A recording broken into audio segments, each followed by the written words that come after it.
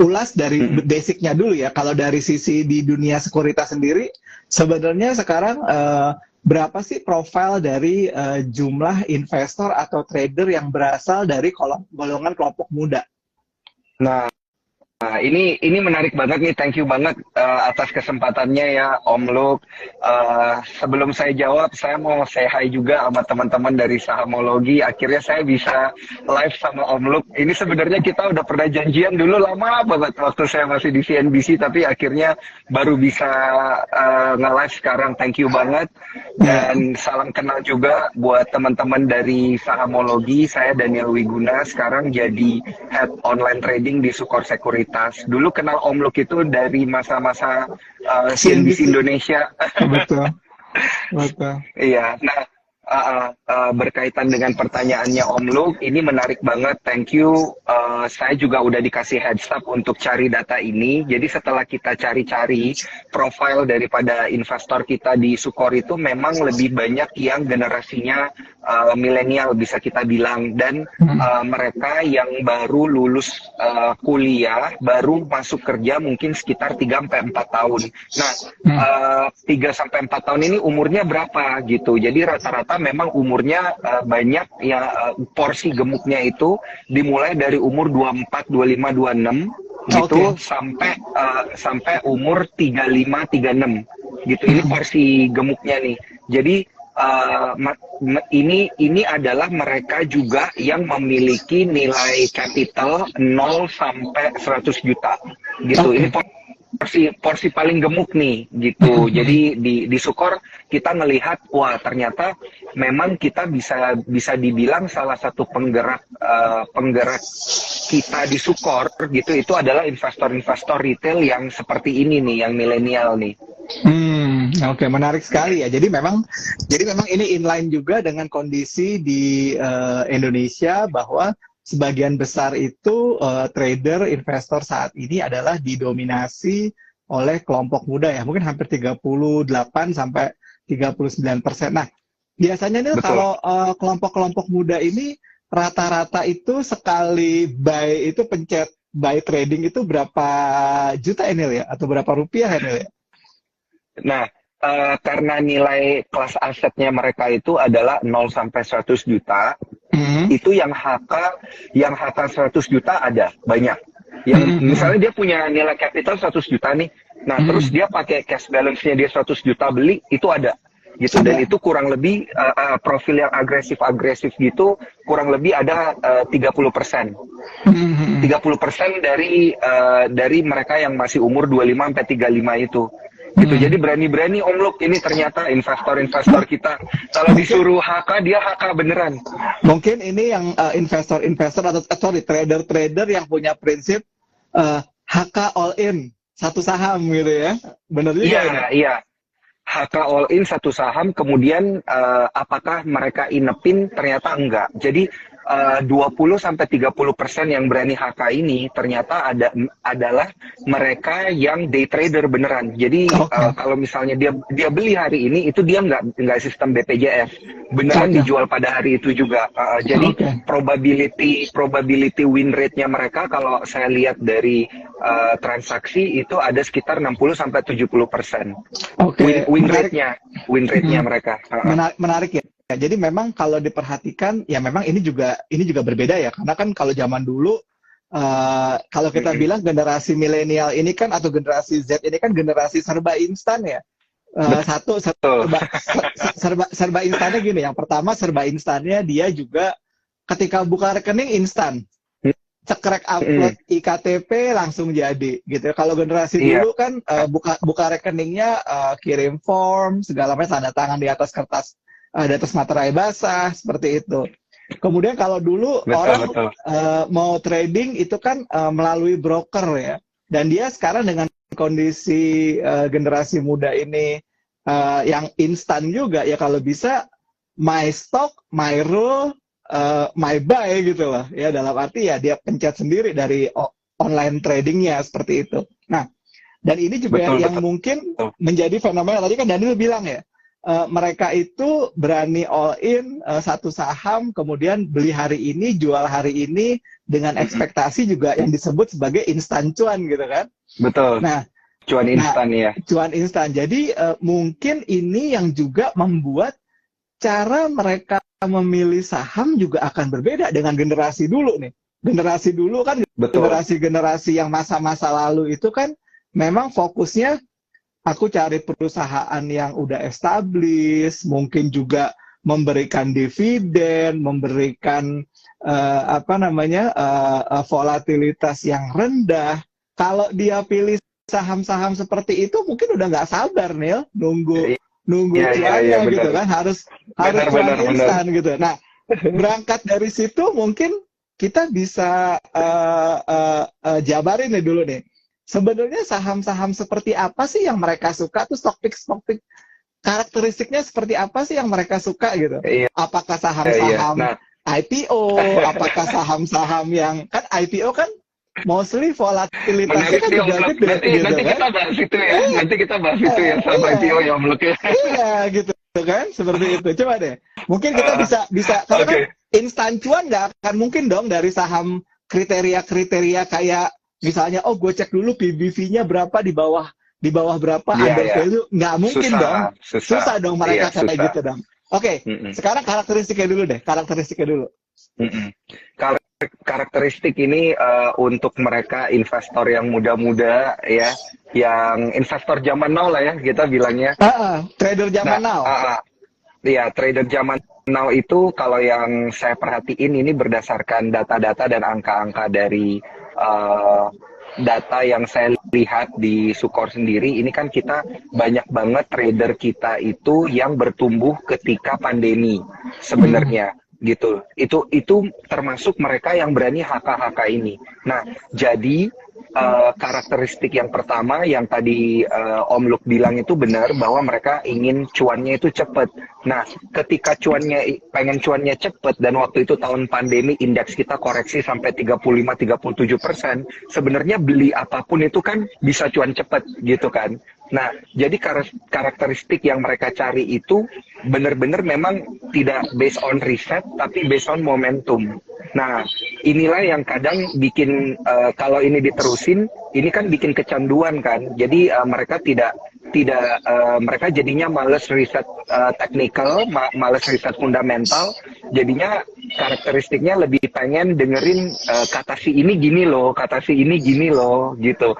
Sehingga inilah yang mendorong kenapa financial influencer terutama yang di bidang saham itu jadi lebih didengarkan daripada analisa atau riset resmi dari sekuritas. Nah, waktu itu saya ada bikin artikel dan riset tentang ini juga, Om Luk, bahwa memang ternyata lebih banyak orang lebih percaya sama key opinion leader daripada riset langsung dari sekuritas.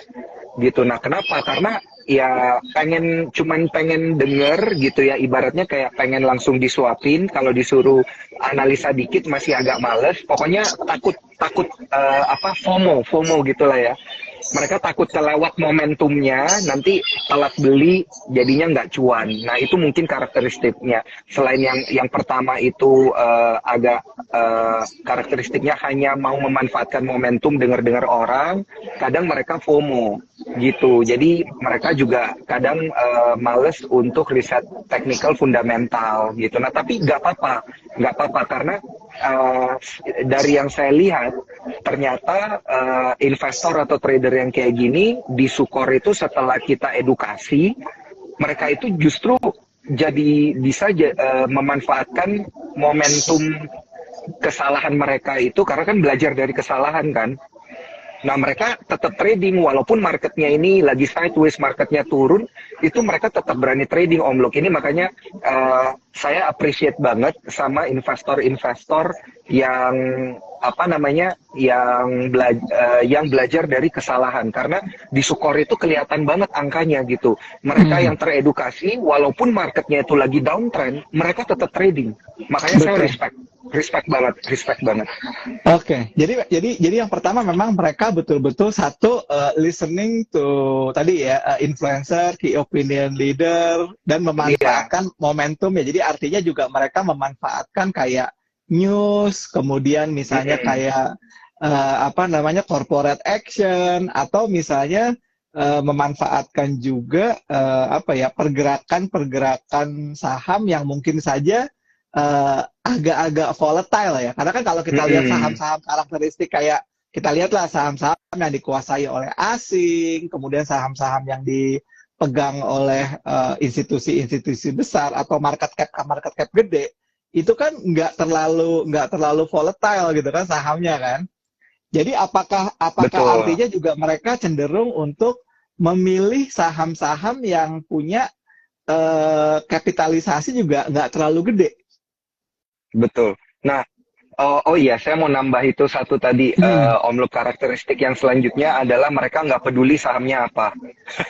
Iya, betul. Jadi yang saya lihat gitu, mau ownernya siapa, mau industrinya apa. Jadi mereka betul-betul nggak peduli. Jadi betul-betul apa ya, momentum blind trading dong ya, momentum Iya. blind trading. Blind trading artinya mereka juga nggak peduli saham ini industrinya apa, sektornya apa, rasio-rasionya apa. Pokoknya kalau ada momentum saham ini lagi ditarik naik, ya gue ikut. Kemudian setelah gue merasa cuan cukup, ya gue selesai gitu.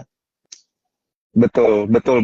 Nah, itu sehingga memang kalau saya lihat pernah ada sekali ya Om Luke itu yang mereka punya tradingan itu tiba-tiba stuck gitu. Nah, tradingan tiba-tiba stuck kan artinya nyangkut kan, pada nyangkut gitu karena in a way mereka analisa fundamentalnya kurang, analisa teknikalnya kurang, dan ternyata akhirnya nyangkut nggak tahu mau ngapa-ngapain. Nah, nasabah-nasabah cuan troopers yang kayak gini nih yang kita edukasi, ternyata setelah diedukasi mereka bisa jadi lebih jago lagi gitu. Nah, dan memang apa tuh namanya, kalau mau milih saham, kalau yang kita lihat di portofolio gitu kan, lebih banyak trading kemana, apakah ke blue chip atau apakah ke second liner atau third liner, ternyata itu hampir merata Om Luke gitu. Jadi trader-trader zaman now, kalau yang saya lihat di Sukor itu yang ngambil blue chip itu banyak. Jadi ternyata memang semakin besar kelas asetnya mereka yang udah puluhan miliar gitu-gitu, itu tuh pasti ngambilnya blue chip gitu. Mau nggak mau mereka pasti ngambil blue chip. Kemudian kalau justru yang berani HK kiri kanan itu adalah mereka yang kelas asetnya 0 sampai 100 juta. Ya, betul. Gitu. Jadi ini sih yang kita lihat karakteristik dari bagaimana cara mereka trading gitu. Ya, jadi udah jelas nih ya, karena kan juga mungkin kalau asetnya juga lumayan gede gitu ya, mau masuk ke saham-saham yang kapitalisasi kecil dalam value yang cukup besar, mungkin aja nanti ya jadi ngebandarin gitu kan. Iya. Jadi ngalahin bandarnya gitu kan. Iya. Tiba-tiba diguyur aja. Dimakan 3-4 papan, bandarnya nggak suka kan, akhirnya jadi ini. Nah, apakah ini artinya bahwa tadi kan ya momentum, kapitalisasinya juga kecil, kemudian juga apa namanya, lebih percaya kepada key opinion leader, lalu mereka juga tadi ya second atau third liner. Apakah artinya trader zaman now ini lebih suka quote to quote ya saham-saham gorengan ya? Kalau gorengan mungkin ya Om Luke gitu. Jadi tapi kita nggak pernah ngejudge. Awalnya kan ada beberapa cuan troopers yang ngobrol di forum, yang ngobrol di grup tentang gue beli saham ini berisiko gue nyangkut, gue nggak mau beli lagi, gue tobat apa dan lain sebagainya. Nah, kita nggak ngejudge ya, karena namanya juga kita kan trader zaman now itu pengen instan. Belajarnya pun juga ternyata pengen instan gitu ya. Betul. Jadi karena belajarnya pengen instan, duit belajarnya ini ya jadi lebih gede aja gitu. Jadi kalau memang cuan troopers atau para trader yang muda-muda ini siap untuk bayar duit belajar ini sebenarnya nggak apa-apa gitu. Dan dari data yang kita lihat sendiri, mereka yang trader di saham gorengan itu juga lumayan banyak gitu, lumayan banyak, di mana mereka yang kelas asetnya 0 sampai 100 juta itu ya yang banyak main saham-saham yang kita bilang istilahnya gorengan gitu, atau tiny caps, atau sangat mudah digerakin gitu. Nah ternyata lumayan banyak juga Om Luk yang ngambil itu, yang berani-berani gitu, karena mungkin kan mereka pikir kayak ya nothing tulus lah gitu, kayak gua ada duit lebih sekitar 5 juta 10 juta, tiba-tiba dapat info bagus ini, ya udah gua HK aja deh gitu, berani HK. Kalau nyangkut mereka berani cut loss gitu, misalnya koreksi nih mereka berani cut loss semua gitu. Jadi ternyata somehow edukasi yang selama ini kita ajarin juga untuk para cuan troopers itu mereka pakai gitu. Yang tadinya takut cut loss karena udah pernah ngerasain nyangkut berbulan-bulan barangnya nggak bisa keluar, akhirnya jadi berani cut loss gitu. Ya at least ada pembelajaran lah di sana Om Luk. Ya memang sih kalau tadi dibilang if you want instant instant profit, maka cost untuk belajarnya juga should be accelerated gitu lah. Accelerated itu dalam arti ya mahal gitu. Nggak mungkin kalau cost belajarnya misalkan cuman 100.000, 200.000 ya nggak bisa gitu. Nah, kalau 100.000, 200.000, betul. Gitu. Nah, terus Neil, kalau dilihat tadi ya, mereka kan juga memang memanfaatkan momentum dan lain-lain. Apakah ini juga membuat mereka juga banyak berspekulasi, khususnya di saham-saham yang misalnya, let's say, udah deh, gue coba nih, misalkan let's say cemplungin duit gue sebagian di saham-saham IPO karena spekulasi. Siapa tahu jackpot hari pertama arah gue jual, karena kan itu kan instant profit overnight gitu loh. Apakah yang begini juga terjadi juga nih di kelompok muda? Karena kan sejak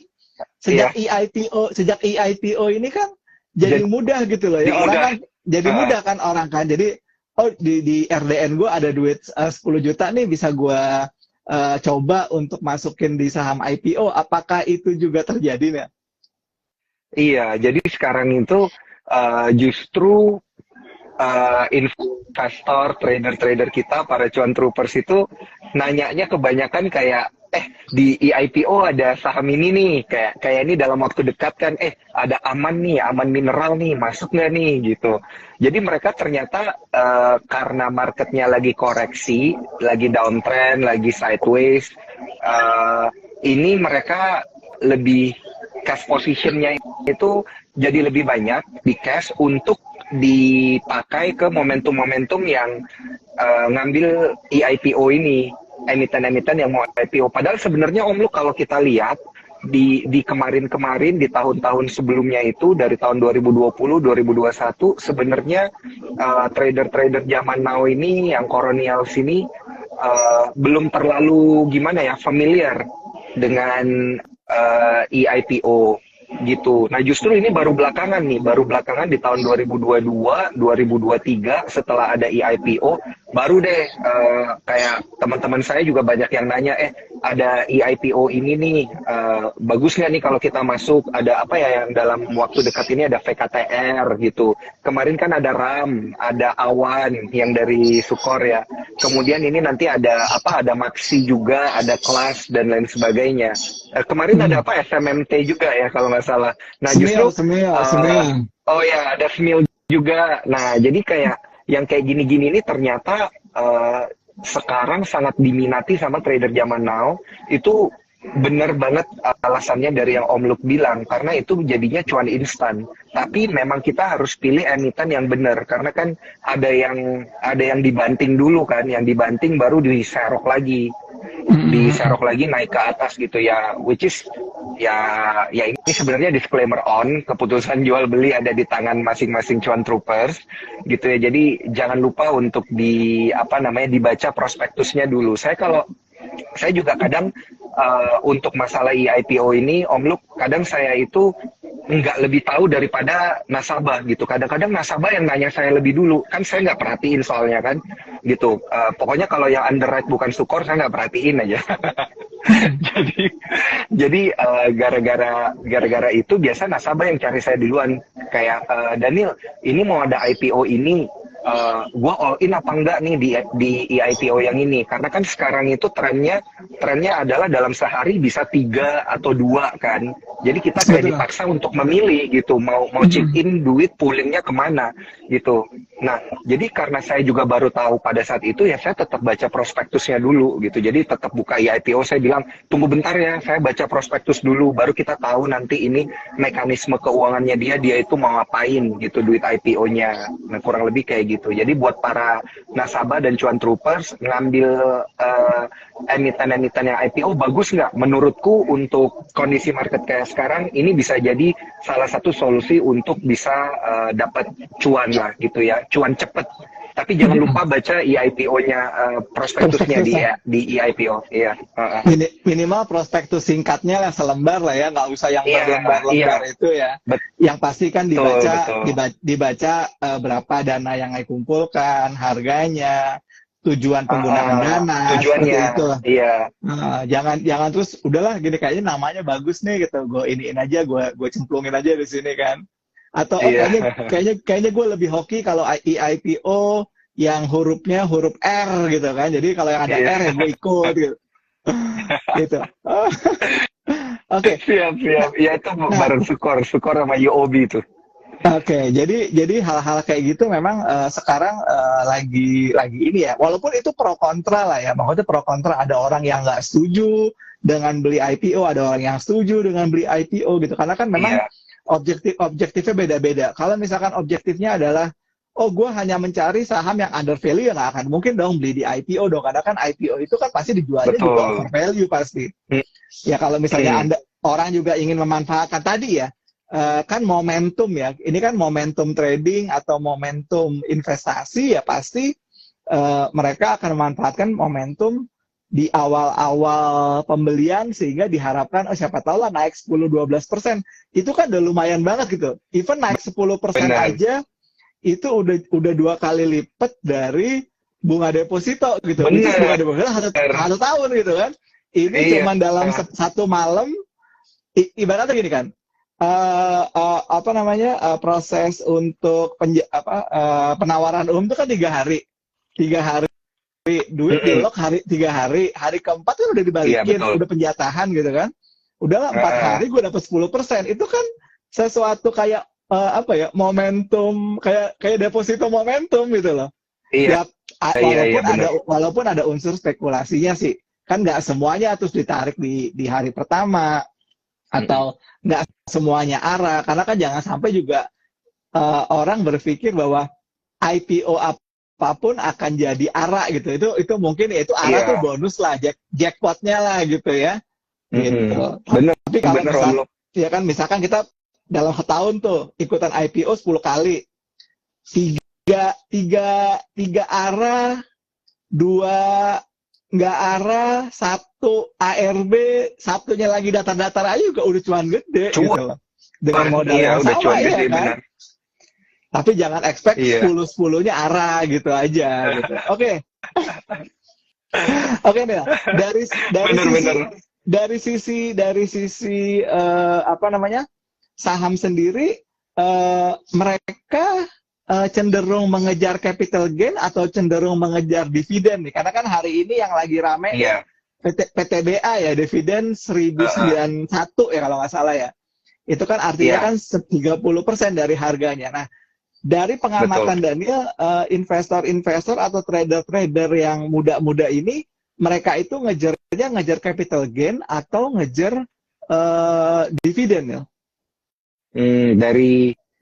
Dari yang data yang kita dapat di sini, mereka lebih ini kayak ugly truth sih. Jadi sebenarnya mereka lebih ke capital gain, Om Luk. Mau gimana pun tetap capital gain karena nggak semua emiten itu bisa jadi kayak PTBA kan gitu. Maksudnya PTBA bergerak di bidang batu bara, cuannya memang cuan fundamentalnya mereka aja udah maksimal banget dari company. Nggak semua company bisa kayak gitu. Even BCA aja BCA juga cuannya udah banyak, tapi dividen yieldnya juga nggak bisa kayak PTBA, ITMG anyway, gitu. Jadi sebenarnya dari yang kulihat di sini, semua orang itu mainin momentum aja sih, kebanyakan Om Luk. Kayak misalnya di dividen itu supaya kita nggak kena dividen trap, banyak teman-teman kita yang udah mulai nyicil itu dari sebulan lalu gitu. Ada yang mulai nyicil dari 3 minggu lalu gitu sebelum sebelum pencatatan dividennya. Jadi exitnya mereka itu waktu kelar pencatatan aja udah jualan gitu, nggak perlu sampai masa pembagian dan lain sebagainya gitu. Jadi ya syukur-syukur namanya kecatat bisa dapat dividen, tapi yang benar-benar dicari ternyata memang lebih banyak ke capital gain gitu. Tapi ada nggak teman-teman kita yang kena dividen trap gitu, jadi dia telat jual, dia jualnya itu justru di besok harinya. Kan itu banyak orang pasti yang udah melakukan aksi apa tuh namanya, udah jualan lah gitu ya, udah distribusi gitu, mereka udah jualan, itu ada juga. Tapi dari yang kita lihat sih memang mungkin dari 100% 70% itu udah lumayan pinter karena udah belajar di pengalaman sebelumnya gitu kan. Jadi mereka lebih banyak nyari capital gain aja. Syukur-syukur namanya dicatat gitu buat pembagian dividen. Good. Memang ini juga menarik ya, bahwa banyak sekali kelompok sekarang memang akhirnya udah deh, gue berusaha untuk dapetin capital gain dengan sebagai objektif utama ketimbang gue ngejar dividennya gitu ya. Karena kan memang itu yang menjadi apa ya, ibarat kata main course-nya dia gitu loh. Iya. Garnisnya ya baru dividen itu, seperti itu. Makanya kalau misalkan ada yang berusaha untuk ngejar dividen pun biasanya dia tidak serta-merta membeli pada saat come dividend date, tapi dari sejak sebelum pengumuman ya, kayak kemarin kita diskusikan tentang PTBA ya. PTBA itu kan sebenarnya sinyal belinya itu udah ada tanggal 31 ya, dari hampir 2 minggu yang lalu. Nah, kalau misalkan bisa diambil di situ, itu di posisi sekarang udah 19%. Ya kan? Udah 19%. Lumayan banget. Iya kan? Kalau ditambah dividen lagi kan dalam arti dia bisa ini, dan ini kan kita belum tahu come date-nya tanggal berapa gitu kan. Nah, ini yang mungkin perlu diperhatiin juga oleh trader-trader zaman now. Kalau misalnya mau mengejar dividen itu pastikan dari jauh-jauh hari gitu loh. Ya, dari jauh-jauh hari memang udah entry. Jangan pas entry-nya udah deket-deket come date dividen gitu.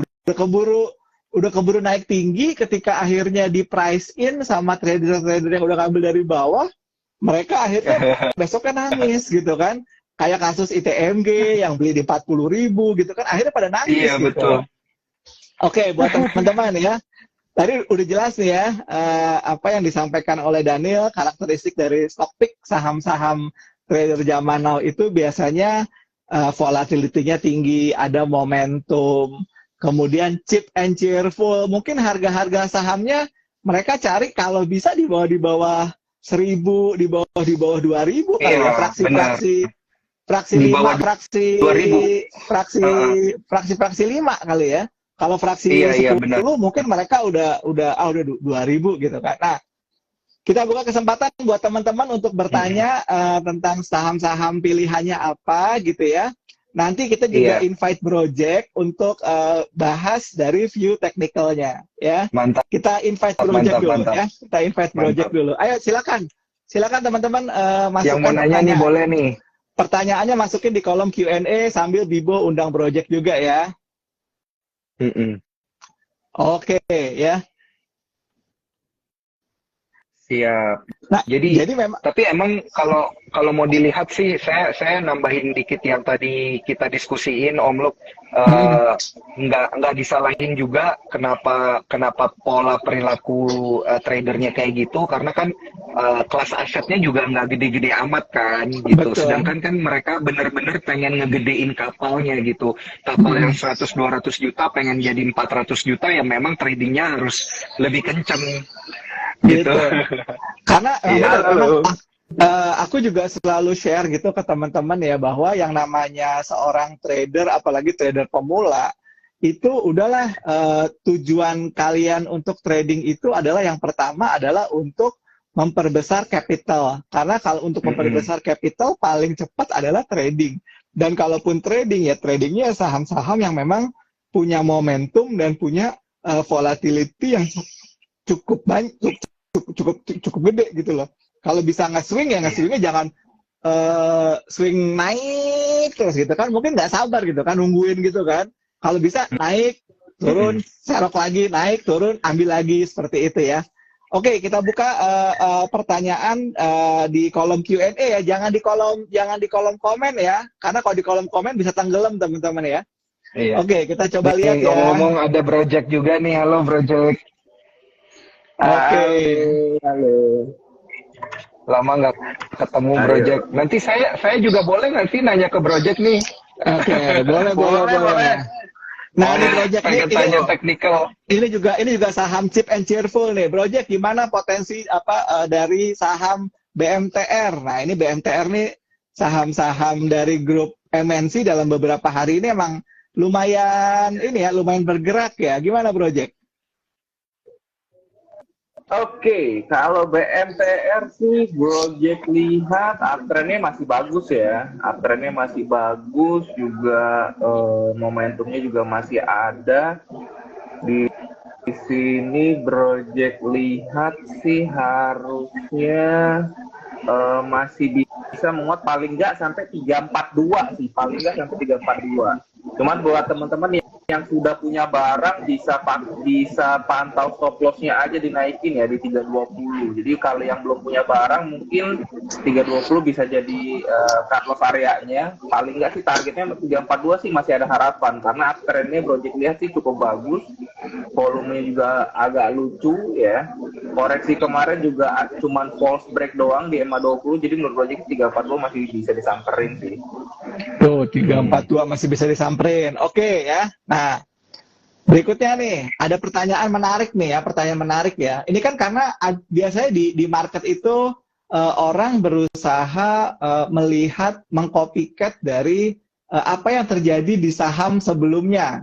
Misalnya, si A IPO sahamnya terbang, dia IPO-kan lagi gitu ya. Apakah saham berikutnya ini bisa terbang? Nah, ini pertanyaannya mungkin lucu-lucu bagus nih, lucu-lucu bagus ya. Lucu-lucu bagus ya. Nah, ini kira-kira Ram bisa nyusul film nggak ya? Waduh, ini berat juga nih pertanyaannya. Karena kalau kita lihat sih, saya sih ngelihatnya RAM itu kayak dari sisi fundamental sih, kita ukurannya adalah PBV gitu. Jadi kita itu selalu ngelihat kalau PBV-nya itu kayaknya nih ya, soalnya tiap kali dia PBV-nya itu ada di kisaran 3, harganya berapapun PBV-nya 3, kisaran 3, 3,3, 3,4, itu pasti ada duit gede masuk gitu. Kita juga nggak tahu. Nah, terus biasa dilepas itu kalau PBV-nya udah 5, 6, 7 itu pasti udah dilepas. Nah, tapi pertanyaannya apakah ini bakal nyusulin film? Kita masih belum tahu sebenarnya. Kenapa? Karena ada kemungkinan iya, ada kemungkinan enggak juga gitu. Saya dengar gitu ya, kan kita sempat ngobrol-ngobrol juga bahwa ya untuk RAM sendiri katanya ceritanya masih panjang banget gitu. Jadi akan ada aksi-aksi korporasi yang udah mereka siapin. Cuman meanwhile menunggu aksi korporasi itu terjadi, ini mereka memang ya tetap kan harus mempertahankan likuiditas kan. Karena kenapa harus mempertahankan likuiditas? Karena kan kalau investor mau masuk, siapapun investornya, salah satu syaratnya itu adalah ada likuiditas berapa puluh sampai berapa ratus miliar gitu. Jadi ya wajar aja kalau memang akan selalu ada gerak-gerak manuver-manuver kayak gini. Awalnya itu kita ngelihat, oh mungkin dia bakal akan selalu bergerak nge-pairing setengah dari PBV-nya film. Ukuran kita awalnya kayak gitu. Dan ternyata awalnya itu benar, tapi kan mana tahu tiba-tiba filmnya udah terbang sendiri, PBV-nya sekarang udah nggak tahu, udah 15 atau 16 atau 17, kita nggak tahu. Udah 20. Iya, udah 20. malah sekarang. Tapi gini deh, misalkan gini sekarang ya, anggap aja kan kayak contoh, misalnya let's say ada orang dulu mengcompare auto sama DRMA kalau nggak salah ya. Itu kan mereka selalu melihat mungkin dalam rasio mungkin 1:2, dalam arti kalau misalkan satu value-nya kita ngomong ya, PBV-nya atau pair-nya seperti itu, satu auto sama dengan 2 DRMA gitu. Nah sekarang kan kalau dalam posisi sekarang, film itu kan PBV-nya udah 1989, ini adalah 20 gitu 20. Kan. Sedangkan kalau RAM itu kan masih di levelan 5,2 gitu loh, 5,2. Jadi artinya kalau misalkan mau ngejar setengah PBV-nya dari film di harga sekarang ya, artinya RAM itu ya kita ngomong doa ya, jadi doa semua ya buat teman-teman ownernya film ya. Ya artinya artinya film itu RAM itu harusnya 1.500. Kalau mau ngambil setengah PBV-nya setengahnya. Iya, tapi kalau misalkan mau add par sama betul-betul ya 3.000, tapi ya udahlah. Kita jangan terlalu muluk-muluk deh gitu. Ingat ya Bro Jack, waktu itu kita pas datang ke acaranya film tuh masih 700 ya Bro Jack ya. Gope waktu itu ya, Gope. Kita waktu Gope gitu kita bilang berapa nih 1.500 sampai 2.000. Ternyata ngegas sampai ke 3.000, 4.000 waktu itu kan. Jadi ya sekarang buat yang tadi nanya Eli ya, kita pakai metode peer benchmark, which juga sama-sama satu owner gitu ya. Kalau pakai setengah dari kondisi yang harga optimalnya sekarang di 3.000-an, artinya ya harusnya 1.400 sampai 1.500 ya bisa jadi sebuah target dulu deh ya, nggak usah maksimum. Kalau nyusul tuh agak susah. Ibarat kata kayak gini, yang satu naik bus, yang satu naik kereta, disuruh nyusul gitu kan. Kesian lah, jangan main susul-susulan lah gitu loh ya. Rezeki udah diatur ya. Kita anggap aja 1.500 lah targetnya RAM deh gitu ya. Oke, lanjut ya pertanyaan berikutnya ya. Kita buka ya. Gimana nih saham Arto sama BBYB? Aduh, Arto nih, Arto tuh udah kita call dari 1.000 ya Bro Jack ya. 1.000 gitu. Iya. Arto udah 1.000, udah sampai 3.000 harusnya udah pada cuan tuh ya. Arto 3.000, kemudian siapa namanya si Arto 3.000, BBHI 2.000, ya udah gitu kan. Nah sekarang mungkin karena Artonya juga udah koreksi dulu, kita ngomongin BBYB aja deh gitu deh. BBYB gimana nih? Kan BBYB masih ya, project dulu ya. Boleh project dulu. BBYB kan masih lagging kan di antara digital ini kan. Masih di gopean gitu lah. Yang lainnya udah 2.000-an, 3.000-an gitu kan. Kalau BBYB jujur belum menarik ya menurut Gojek ya, belum menarik dalam artian untuk swing panjang sih belum menarik, karena swing pendeknya kemarin udah beres, terus juga kelihatan dari resisten 555-nya tuh kepentok, dan kemarin juga volume pas kepentok juga cukup gede ya, dan false-nya juga mengkhawatirkan banget, apalagi hari ini candle-nya cukup tegas. Jadi menurut Gojek sih BBYB lebih aman setelah 555 ya. Jadi sebelum break 555 kayaknya sih skip dulu deh. Masih better tadi kalau dibilang Arto gimana, masih better Arto, nungguin koreksinya Arto, karena pada dasarnya Arto itu polanya sih udah uptrend ya, cuman memang wajar koreksi karena juga sudah kepentok area gap, sudah kepentok target projectionnya juga. Jadi untuk Arto sih masih menurut Gojek masih bisa koreksi sampai 262, dan menunggu Arto lebih jelas ketimbang menunggu BBYB, karena BBYB masih downtrend baik minor maupun intermediate-nya. Kalau Arto minornya sudah uptrend, jadi ya balik lagi, kalau disuruh nunggu ngantri bawah mending ngantri Arto, kalau nunggu break BBB di 555. Oke, emang sih kalau bener sih Jack, kalau nunggu ya nunggu Arto, kan namanya Arto itu kan duit ya, bahasa Jawanya kan Arto. Kalau BBB gitu ya, BBB kan bukan itu ya. Oke, kalau dari sisi Daniel lebih suka yang mana nih, Arto atau BBB nih? Atau udah cuan dua-duanya nih? Udah. Sejujurnya saya sekarang nih ya, dulu kemarin sih saya nggak suka sama dua-duanya. Tapi belakangan mendadak suka sama Arto juga karena tiba-tiba ada likuiditas di sana gede. Jadi ya udah di mana ada volume gede di situ kita bisa coba trading. Nah, terus soalnya juga ini dari news valuationnya sendiri kan kita ngelihat BBYB itu Bosco-nya malah buang Check out. buang Check out. barang gitu Betul. kan. 100 juta saham dapat 58,5 miliar. Nah, makanya tadi ini relate banget sama yang Project bilang ya, ada resisten di sana di 550-an. Ini jualannya soalnya di harga 585. Jadi agak susah emang kalau mau nembus level-level itu. Jadi kalau kalau dari saya sih lebih pilihnya ke Arto deh kalau misalnya mau trading. Nih, Oke ya. Oke ya. Oke, selanjutnya nih ya. Nah, ini kan juga lagi rame juga nih ya. Nih saham-saham, nih salah satu saham nih ada sahamnya Bibo nih ya. Kita ini, aduh kalau analisain dong cuan, pada atau Adaro. Mungkin urutannya gini, Adaro pada cuan gitu ya. Adaro jangan Adaro cuan pada, jangan Adaro pada cuan. Coba Jack. Kalau Adaro gimana Jack? Adaro kan udah nggak ada cerita corporate action membagi dividen ya kan udah kejadian gitu. Kalau PTBA kemarin kita call karena PTBA BUMN yang belum bagi dividen dari kelompok batubara atau energi, plus PTBA ini secara historikal kan di tahun 2022 juga bagi dividennya 100% gitu loh. Dengan historikal dia pernah 30, 100 dan sekarang 100%. Nah, gimana dengan Adaro pada cuan deh? Kalau Adaro sih menurut Gojek karena baru break MA20 sih sebenarnya masih bagus ya. Dari forum minornya banget ada uptrend yang dikonfirmasi kemarin break resisten 2230.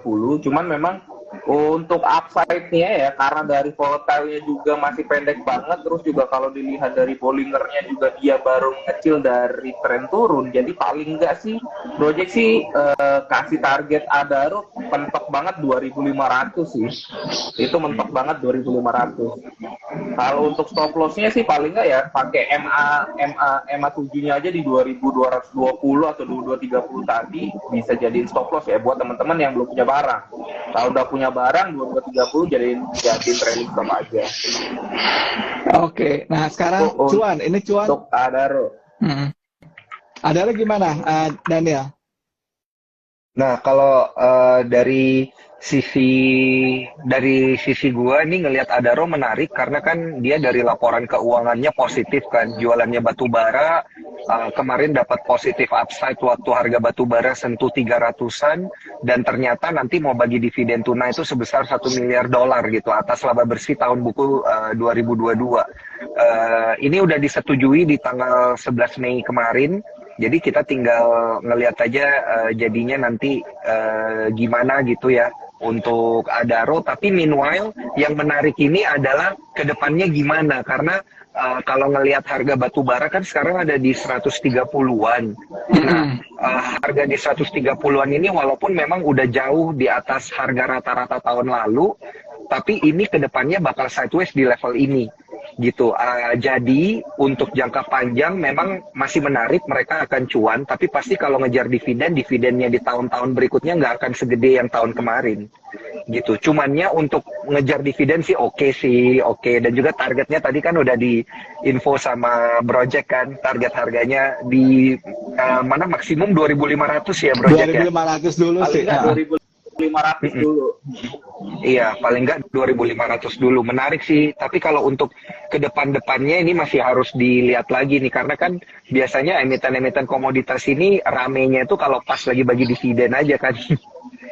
Baru deh langsung diserbu sama banyak investor. Ya namanya saham cycle kan. Jadi mereka ini kan boomingnya tuh 2013, 2015 kan kalau nggak salah kan. Jadi baru booming lagi tahun ini. Jadi emang butuh proses jangka waktu yang lama sih emang. Iya. Kedepannya juga kalau gue lihat itu harga batu bara acuan yang Ice Newscastle kan sekarang 130. di tahun sampai tahun 2024 pun harganya nggak akan kemana-mana, nggak akan lebih jauh daripada 150-an gitu. Jadi untuk kontrak tahun 2024 aja harganya masih ketahan di harga situ-situ aja. Dan bahkan untuk hingga penghujung tahun 2024 kontrak batu baranya itu malah justru turun balik lagi ke harga 130 gitu. Jadi kayaknya bakal sideways sih ke depannya. Bisa sih naik lagi, suruh ini Aerosol perang lagi, perang gede tuh, bisa tuh. Suruh perang aja. Serem ya, serem. Jangan jangan perang lah, mendingan cuan aja lah. Oke, kalau cuan gimana aja? Kalau cuan, saham cuan.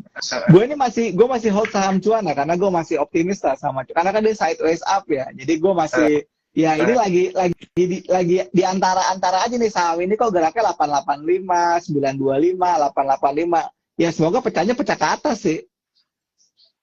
Nah, baru mau bilang kalau dilihat dari tren sih emang posisinya lagi sideways, cuma stokastiknya juga udah di bawah 50, udah agak kurang seger sih dilihatnya. Karena kan stokastik itu basicnya ngitung candle ya, 14 hari ke belakang banyak candle hijau apa candle merah. Nah, so far sih karena dia di bawah 50 berarti dominan candle merah, berarti psikologisnya sudah banyak orang yang jualan. Nah di sini sih memang harapan kalau mau break ke atas sih dia harus close di atas 925. Betul. Sampai 930 lah. Close di atas 930 confirm ada volume baru bisa naik. Kalau nggak sih agak susah. Oke. Nah, sekarang mungkin sebelum kita balik ke situ ya, kita bicara tentang ini nih. Tadi kan memang kalau trader zaman dulu kan yang dilihat kan adalah valuasi, kemudian oh ini saham emiten punyanya siapa, AU seperti itu ya. Kalau sekarang kan mungkin lebih praktikal, kemudian juga lebih tadi ya momentum base. Jadi yang dilihat juga volume, value, kemudian juga bandarmologi dan lain-lain. Nah, menarik sekali membahas berikutnya nih. Sebenarnya trader-trader zaman now ini tools yang dia andalkan untuk trading ya kita nggak ngelihat dari ini ya, nggak ngelihat dari tools yang ada di luaran gitu ya. Misalkan pakai AMI broker, pakai ini AU seperti itu enggak. Tapi sebenarnya kalau dari sisi mereka, tools apa sih yang mereka andalkan untuk menjustify their decision untuk buy nih, dari yang di-provide oleh kayak di Sukor gitu ya, di aplikasi spot gitu. Iya. Apa nih biasanya? Wah, mantap nih. Thank you banget buat pertanyaannya. Kita ada fitur scanner yang nanti mau diimprove nih. Kita kan mau kerjasama nih bareng Sahamologi kan. Oh, jangan kasih tahu dulu. Jangan kasih tahu dulu ya. Ini kasih tahu. Ya, bocor deh. Jangan dikasih tahu dulu. Tapi ya, ditunggu aja ya nanti jadinya gimana. Tapi yang jelas itu kita ada fiturnya scanner. Kita baru ada 12 scanner di Sukor, di mana tentunya ini ada macam-macam. Ada yang ngelihat dari sisi volume, ada yang ngelihat dari sisi open low-nya gimana dan lain sebagainya ya. Pokoknya ada 12 scanner. Sama yang paling penting itu adalah kan kita udah kerjasama dengan aplikasi TradingView gitu ya. Nah jadi dari TradingView ini kita bisa pakai technical analysis, pakai indikator-indikator yang udah kompatibel juga gitu dengan TradingView.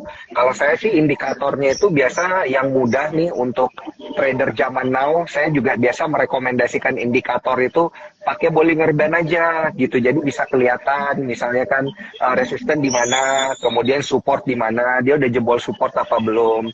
Sama satu lagi saya sukanya pakai indikator Fibonacci retracement. Jadi setidaknya dapat gambaran aja lah gitu, gimana pergerakan sahamnya dan arahnya kemana, kurang lebih gitu, probability-nya kemana. Jadi bisa ngelihat risk to reward ratio-nya juga.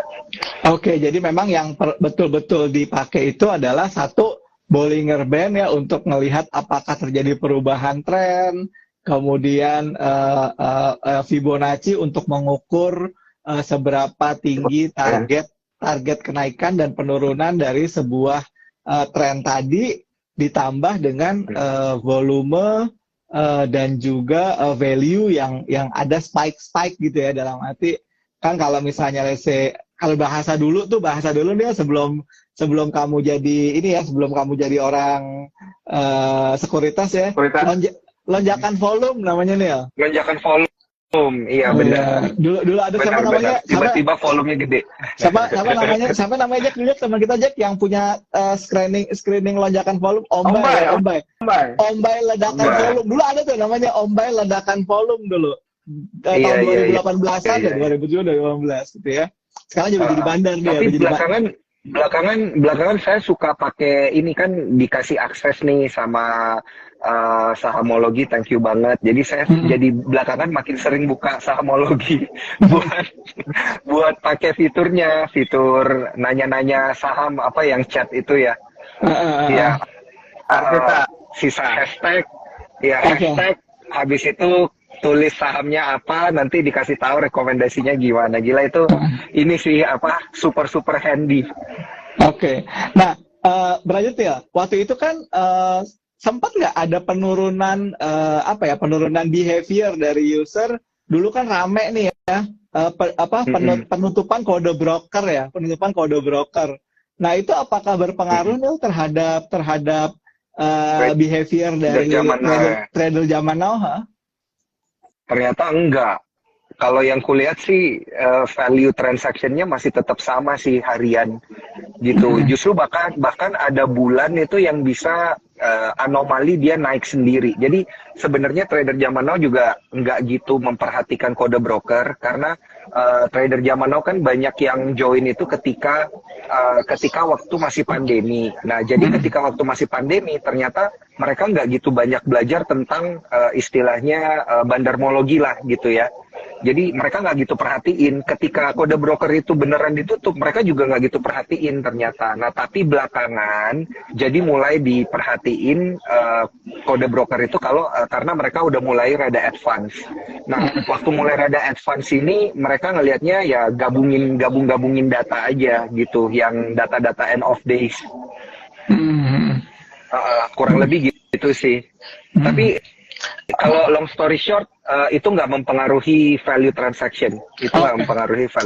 Oke, jadi namanya trader zaman now tuh orangnya mungkin orang yang persisten dan juga semangat belajarnya juga. Kalau nggak ada itu ya gue pakai cara lain dong buat menjustify trading decision gue gitu kan. Masa gue trading mengandalkan hanya ke kode broker gitu kan. Iya, nanti aja, jadi pas udah tutup kode broker baru ngeliat gitu kan, ternyata yang beli ini alhamdulillah. Iya, padahal kan big players itu juga kan kalau saya lihat itu mereka ya memang gara-gara kode broker bisa dibaca, ya mereka juga biasa manipulasi di sana kan. Big players kan pinter-pinter kan. Iya. Jadi makanya kalau cuman pengen ngelihat kode brokernya doang sih nggak efektif sih. Iya kan dulu zaman dulu mungkin belum corona ya, itu kan ada namanya Pak Beni Cokro ya. Terus orang-orang itu yang pakar-pakar tak analisis bocah-bocah lah kita sebut lah, bocah-bocah ya. Bocah-bocah bilang begini, ini gimana sih? Katanya Gede Beni Cokro nih, apa nggak ngelihat garisan lagi, apa nggak ngelihat teknikal apa? Terus kita ngobrol dong sama beberapa orang ya, ternyata dia tuh orang itu mungkin meng-hire the best analisis teknikal untuk mencari pergerakan harga saham gitu loh. Jadi jadi kalau misalkan kalian juga misalnya pakai analisis teknikal kelas A gitu ya, yang namanya market maker, namanya bandar juga pasti pakai analis teknikal yang bukan cuma kelas A, mungkin udah kelas bintang 5 gitu loh. Udah punya algoritma sendiri. Jadi jangan suuzon lah sama bandar gitu kan. Gitu. Oke. Bener sih. Sekarang berikutnya terakhir nih ya, kita lihat saham ACES ya. Gimana projectionnya saham ACES ini? Dari project dulu deh. Iya.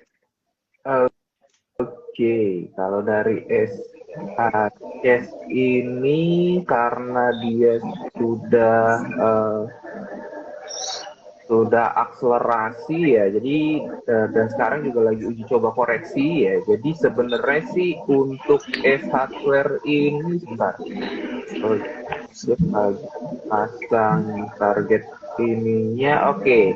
Untuk S-hardware ini karena memang sudah akselerasi ya, dan target 161-nya di 710 juga sudah kurang lebih tercapai. Jadi memang ada potensi koreksi dulu ya. Kita belum tahu nih koreksinya sejauh apa, karena so far sih masih di atas EMA 20. Jadi kalau buat teman-teman yang sudah punya barang sih kayaknya ini sudah time to take profit ya, kecuali dia akselerasi lagi ya sampai 261 di 800. Tapi harusnya sih itu butuh news yang lebih besar ya, butuh news yang lebih besar buat ngedorong ke sana. Cuman untuk jangka panjang sih masih ada harapan sampai sana ya. Tinggal kita lihat di sini 605 di break atau enggak. Kalau 605 di break sih ada kemungkinan ke 800-nya masih agak panjang ya. Cuman untuk jangka pendek sih lihat support 605 aja dulu. Oke. Ini kalau dilihat ya di aplikasi Sahamologi kita udah udah call sell tanggal 12 ya. Jadi belum ada sinyal belum ada sinyal buy lagi.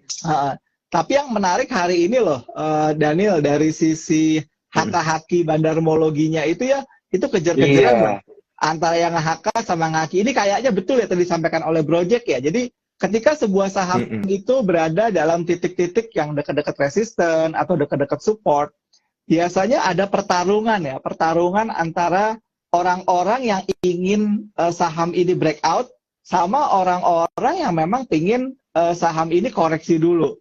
Makanya ketika sebuah saham itu sedang sedang mendekati resistennya atau baru saja kena resistennya, itu kecenderungan pergerakan haki-hakinya kayak gini nih teman-teman. Dilihat ya, kalau yang udah punya Sahamologi ya dilihat ya kayak gini ya. Jadi antara yang nge-HK sama yang nge-haki itu biasanya berimpitan. Berbeda dengan saham misalnya kayak contoh yang lagi hari ini lagi hot ya, which is adalah PTBA. PTBA itu kelihatan banget gitu loh. Jadi kelihatan banget tuh. Ketika RUPS-nya belum mulai, tiba-tiba yang nge-HK banyak banget tuh garis hijaunya, makanya keluarnya tinggi gitu kan. Gitu. Nah ini yang mungkin teman-teman ya sebagai alternatif misalnya untuk kode broker atau apa, kita bisa menggunakan tools bandarmologi yang dikaitkan dengan haki. Karena di situ terlihat psikologi dari market, apakah mereka hendak membeli di harga offer atau menjual di harga bid gitu ya.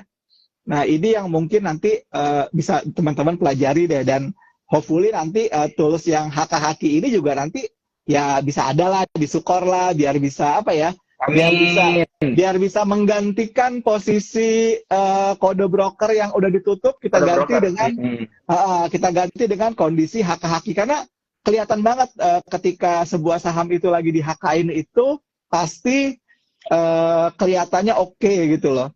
Nah tadi yang terakhir tentang Sage ya, saham Sage ya. Ini saham Sage juga jadi saham yang sangat-sangat sangat-sangat fenomenal lah. Jadi harapan Bibo sih ya, dan juga mungkin Daniel di sini untuk saham-saham yang misalkan teman-teman ya. Jadi dalam arti gini, modal kalian itu terbatas ya. Kalau misalnya sebuah saham itu sudah menunjukkan tanda-tanda dia breakdown support dan lain-lain gitu ya, jangan terlalu mengharapkan loss-nya ini akan segera terrecover cepat. Justru kalian harus meng-cut loss-nya cepat. Ya, jadi cut loss-nya juga cepat. Sebelum nanti misalkan ini emitennya parah nih, bandarnya parah nih, saham udah mau kegocap nih, kayak gitu-gitu. Sebenarnya mereka itu tidak serta-merta ingin berbuat seperti itu, tapi kalian juga diuji sebenarnya. Diuji apa? Diuji nyali kalian untuk apa? Berani nggak sih kalian tuh cut loss cepet gitu loh, nggak usah berharap yang enggak gitu loh, ya.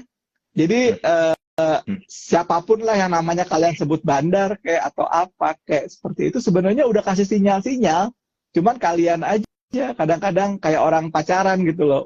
Orang ceweknya udah nggak suka gitu ya, udah nggak cocok, masih aja ditungguin. Janganlah, cari saham lain aja lah. Bener-bener. Ya gitu ya teman-teman ya. Jadi untuk yang ACES tadi gitu ya, masih menarik atau enggak ya, itu udah target pertamanya udah kejemput di 700-an. Saat ini masih pertarungan antara haki atau seller buyer. Nanti dilihat aja, kalau nanti dia muncul sinyal buy-nya lagi ya diikutin gitu ya. Oke, mungkin pertanyaan terakhir sebelum kita tutup ya. Nah ini nih, saham ERA. Nah, saham ERA nih. Wah, kemarin pemilik ERA lagi salaman sama Pak Jokowi. Semoga sahamnya naik ya.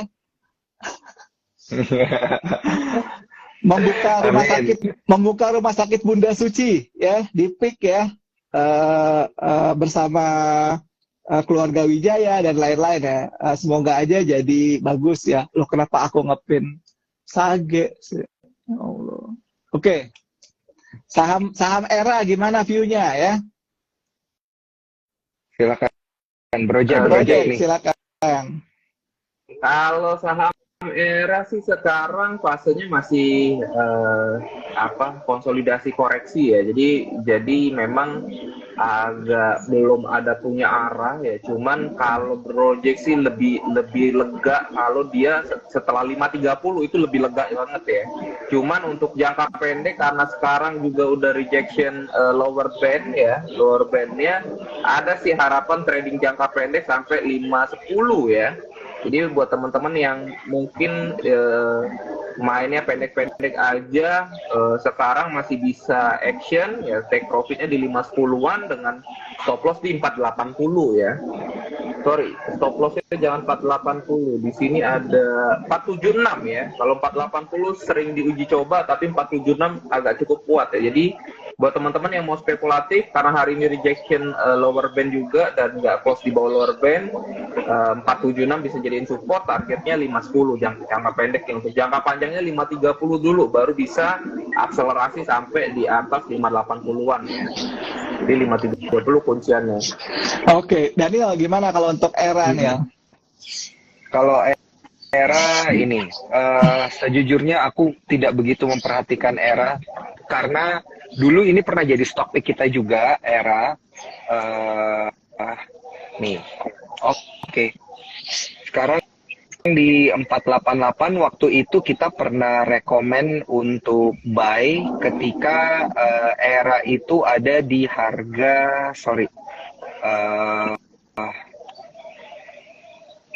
ini nggak kebuka datanya. Kita pernah rekomen buy untuk ERA, tapi karena kemarin itu udah sempat hit targetnya kemarin kita sempat kasih target di 500 gitu. Jadi beberapa udah take profit di sana gitu. Nah, jadi untuk ERA sendiri juga ini kalau dari kita udah ini sih udah nggak ada posisi lagi di ERA, tapi I think ini untuk sentimen dalam negerinya ini masih cukup bagus untuk dikoleksi karena kan retail angka penjualan retail kita juga meningkat gitu.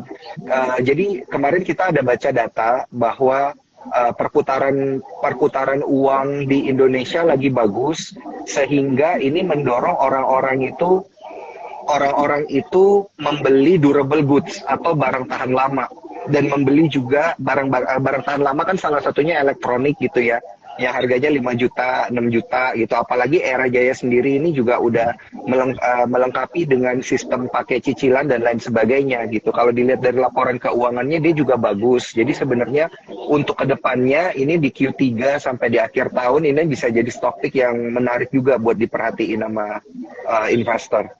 Oke, nah ini untuk teman-teman bocoran stock pick ya dari aplikasi Sahamologi gitu ya. Kalau untuk yang sinyal fresh buy ada Unilever, kemudian ada MPMX ya. Tadi Bibo udah beli MPMX, ada PNLF, ada BRIS, ada INTP, INTP dan ada BTPS ya, serta friend ya, serta friend. Jadi ini tadi ya, ada Unilever, MPMX, PNLF, BRIS, INTP, BTPS, dan friend. Besok kemungkinan Bibo either beli BRIS atau beli BTPS. Sedangkan yang masih ada sinyal penguatan untuk dibeli lanjutan atau akumulasi lanjutan adalah Adaro, kebaca ya, Adaro, kemudian MBMA, kemudian BRPT, dan BNBA, Bank Ajaib nih, BNBA Bank Ajaib nih, kan punyanya Ajaib ya. Nah itu juga masih ada penguatan. Jadi kelihatan di sini kalau yang menguat gitu biasanya memang dia trennya juga masih bagus dan juga dia banyak sekali bullish event. Itu untuk stock pick yang bisa Bibo share dari signal sahamologi. Nah mungkin penutup dari Daniel nih mengenai fenomena trader zaman now, stock picknya yang betul-betul unik-unik ini atau menarik-menarik ini, mungkin ada wisdom nih yang mau di-share nih. Wisdomnya itu untuk trader zaman now adalah sebenarnya simple banget sih, Om Luk. Karena memang keputusan jual beli itu ada di tangan kita banget. Jadi kalau bisa belajar untuk nggak FOMO gitu. Jadi caranya gimana? Caranya adalah dengan kita analisa sendiri gitu. Nah, analisa sendirinya gimana? Nah, ini kan karena udah dibantu dengan aplikasi dan fitur, bisa lewat sahamologi, bisa juga dari sahamologi join ke Sukor gitu. Karena di Sukor juga ada aplikasi-aplikasi pendukung yang memudahkan untuk menganalisa. Jadi memang dari buku yang saya baca bahwa keputusan itu kan decision making itu ternyata ada satu sela gitu. Jadi dari awal kita mau melakukan sesuatu sampai kita memutuskan, ternyata di tengah ini ada sela sepersekian detik yang sebenarnya bisa kita manfaatin untuk nyadarin diri, ingetin diri bahwa oke, gue harus analisa sendiri dulu nih gitu sebelum gue melakukan keputusan jual dan keputusan untuk membeli gitu. Jadi please manfaatin momentum itu untuk benar-benar ngerjain analisa sendiri gitu, supaya kita bisa sama-sama belajar lah. Oke, jadi jangan cuman investasi ke sahamnya doang, tapi juga investasi ilmu dari pembelajaran tadi ya, kerugian dan keuntungan. Karena ini penting banget buat mendokumentasikan. Iya. Dalam arti kalian cuan dari saham apa, kalian rugi dari saham apa, ketika kalian cuan itu environment atau skenario-nya seperti apa, ketika kalian rugi kondisinya waktu itu kayak apa. Jadi biar apa? Ketika the same condition happen lagi yang untuk cuan, kalian hajar lagi. Tapi ketika kalian ketemu lagi kondisi yang membuat kalian rugi, ya kalau bisa hindari cepat gitu loh. Ya. Jadi good point dari Daniel gitu ya. Semoga bisa membuka cakrawala trader-trader zaman now, supaya apa? Supaya makin tajam lagi, makin cuan lagi, dan juga makin punya resistensi untuk bisa bertahan di market ini. Nggak cuman trading 2 bulan, 3 bulan, terus langsung bilang maybe stock market is not for me gitu loh. Oke. Buat teman-teman semua yang udah bergabung malam hari ini, jangan lupa setiap pembukaan aplikasi Sukor melalui aplikasi sahamologi. Jadi di aplikasi sahamologi itu ada link untuk membuka Sukor ya. Bibo kasih contoh ya. Jadi teman-teman download aplikasi sahamologi gratis ya. Aplikasi sahamologi itu gratis. Tinggal kalian buka di halaman pertamanya. Kalian buka daftar pembuka Sukor Sekuritas di sini ya. Nah, kalau kalian buka pakai link yang ada di sini, ini ya, itu kalian akan mendapatkan 2 bulan fitur sahamologi secara premium. Ya, ingat ya, buka di sini ya, buka di aplikasi kita ini, pilih Sukor ya, di Sukor ya, Sukor, daftar di sini. kalian akan mendapatkan 2 bulan aplikasi Sahamologi. Jadi langsung aja ya belajarnya di Sahamologi, eksekusi cuannya di Spot Sukor. Gitu. Thank you Daniel, thank you Project. Buat malam hari ini seru banget, banyak yang nonton. Thank you. Dan sampai malam thank you. juga banyak yang ikutan gitu ya, bertanya-tanya dan juga berinteraksi di sini ya. Komentar. Untuk yang nyangkut di saham Sage, kita doakan semoga diberikan cuan, diganti cuannya dari saham yang lain, ya. Karena kalau misalnya saham Sage-nya mau cuan, kita nggak bisa jamin gitu loh ya. Tapi doa dari Bibo adalah diganti dari saham lain gitu loh ya. Demikian perbincangan kita malam hari ini dengan Daniel dan juga dibantu oleh Project dari sisi analisis teknikal. Besok malam Bibo ada live lagi bersama BNI dan Reksa Sekuritas. Kita akan bahas tentang bagaimana pemula memilih saham ya. Biar apa? Biar nggak salah-salah gitu loh ya. Besok akan Bibo spill caranya untuk bagaimana pemula memilih saham kalau ilmunya masih cetek. Itu aja. Selamat malam dan sampai jumpa. Salam sehat, salam cuan, dan selalu gunakan Sahamologi dan juga spot dari Sukor. Bye-bye.